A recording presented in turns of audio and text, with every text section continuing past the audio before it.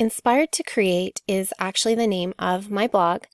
I started it a few years ago when I wanted to break down the process of creation that I use, probably more for my own understanding, but I hoped it would actually help others. I realized that I don't create anything without a starting point, and that starting point is always inspiration.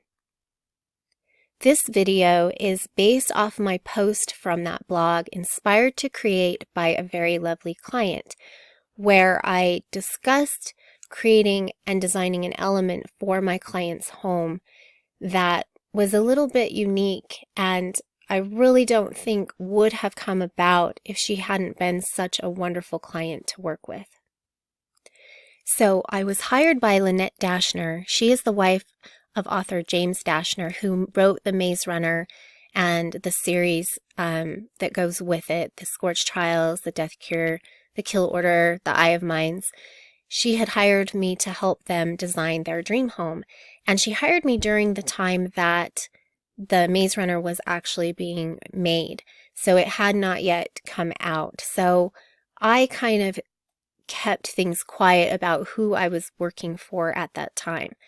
I actually didn't know who James Dashner was when I met with her.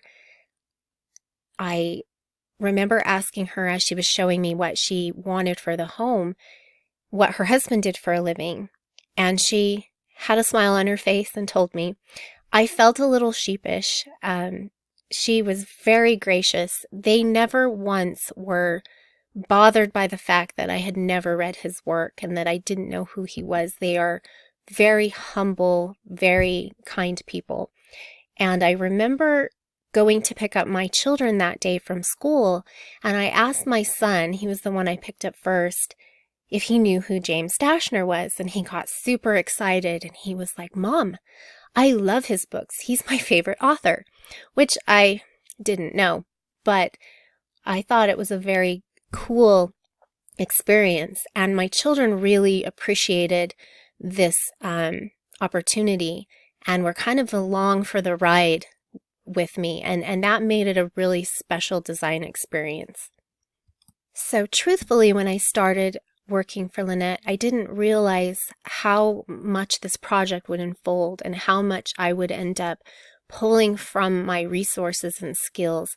I've never had a project where I've had to utilize every part of what I know to do in design. I did elevations, I designed custom furniture, I really challenged myself in areas and did things that I'd never really done or had only done on paper. So it was an amazing project and one of the most exciting projects I've ever worked on. My first clue that this was a different type of client and a different type of design project was that Lynette wanted a French Rococo style living room.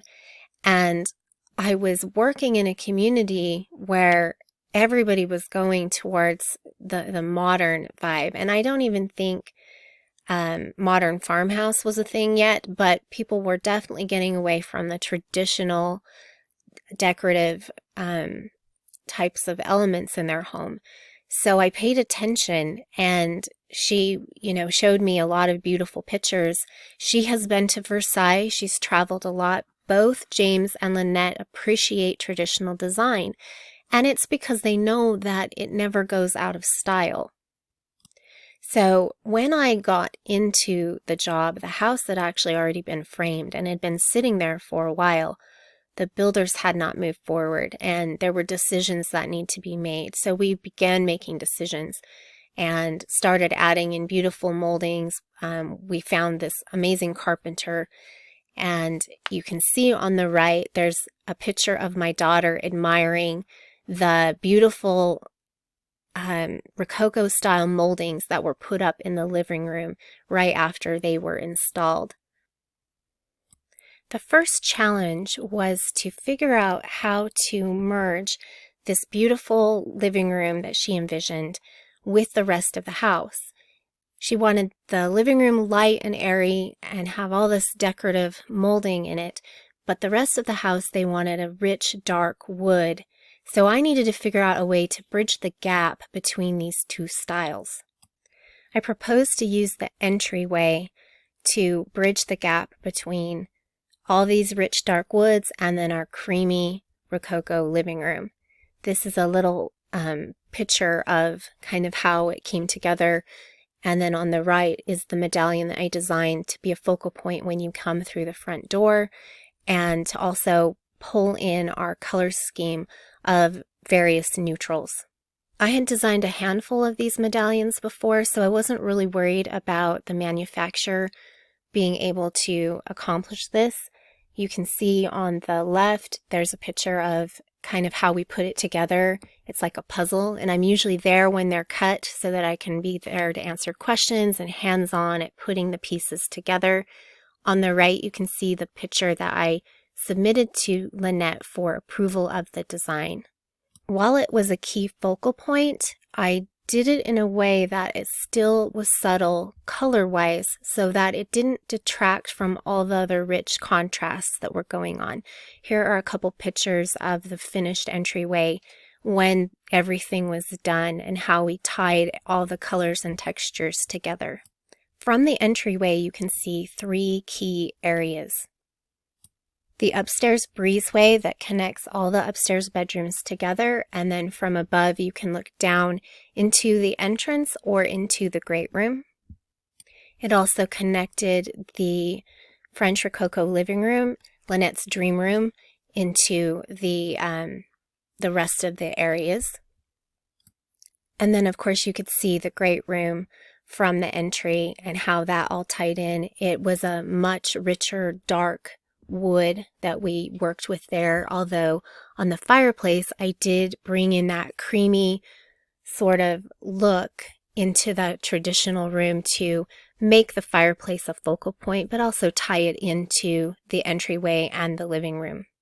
So after we had figured out how all these elements were going to work, we had this challenge. There was this turret that was almost 3 stories high when you get up into the top, that had a big kind of, well, it was like a dome, and it was a big circle, and we couldn't leave it bare, not with all the ornamentation we had everywhere else. So the finished carpenter and I came up with a way to treat it, and then beyond that, I needed to figure out some way to make that turret a focal point so that it would tie in nicely with all these other elements. It was at a visit and a walkthrough with Lynette that I sketched these little swirls and squiggles on the photograph of the turret with my note, my Samsung note, to kind of illustrate what I was thinking for the design. And I had roughly sketched out some patterns and that sort of thing to propose an idea, and she was very open to this. I actually think that the reason she was open to this is I had already done a painted treatment on the ceiling of James Dashner's office. It was also the library. You can see in the right-hand corner, that is a photo of me working on it. So I had already probably proven that I knew what I was doing, even though I had never done anything like this before. These are actually photographs of the initial sketch and how I began to put it together. And then on the right, that is the picture that I submitted to Lynette for approval of the design. What kind of makes me chuckle even now is that when I was proposing that we treat this area this way, one of the partners of the builder, the company, said something to me like, "Well, you're just making this up as you go along." And I laughed, and I just said, "Well, I'm a designer. That's what we do. We design things." And I'm thinking, we're not doing what's been done. We're creating anew. And that really was the way I tackled that whole house. So once I came up with the concept, I had to figure out how to make it happen. And nobody had time for me to be Michelangelo. So I used my silhouette cameo and had them cut out in vinyl, all the little sections. And I think there were 13 pages per section that had to be pieced together in what I call a reverse stencil.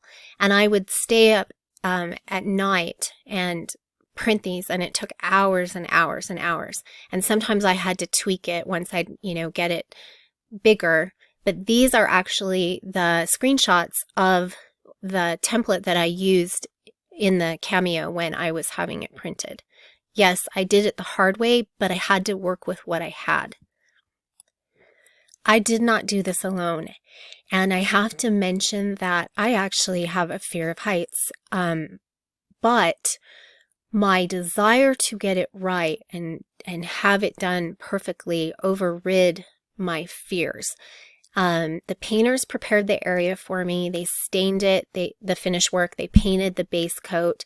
They, of course, had all the scaffolding that I used. And then I had a helper help me apply the reverse stencil. And you can kind of see that in the right-hand picture. So he would apply the reverse stencil. He hung like a monkey all over the scaffolding, and the way it worked was he would go ahead of me applying all the stencils, and then I would come behind and add in the outer or top layer of the gold paint. We had a light gold underneath, and then I had 3 different golds I was mixing to stencil over the top of the design. This is a good example of the way the stencil looked when it was laid on the wall, and then on the right it shows what it looked like when I peeled it off after stenciling my 3 gold tones over the top. The picture on the left is showing it evolving, and then the picture on the right shows sort of an up close of what it looked like when it was completed. During the day, it looked like a rich gold, and the light reflected off of it. It was sort of like a sun hanging over your head. And at night, it glowed beautifully and reflected everything. It just had an ambiance that was amazing. I wanted something beautiful and one of a kind for these clients, not just to tie in the different areas, but also infuse some magic into their home. What's cool is you can see this from so many different areas, even if it's just a glimpse, and it just makes you want to look further, and everything kind of layers. So, no matter where you are, there's different layers of design and interest, and it just makes it a warm, inviting space. This was kind of the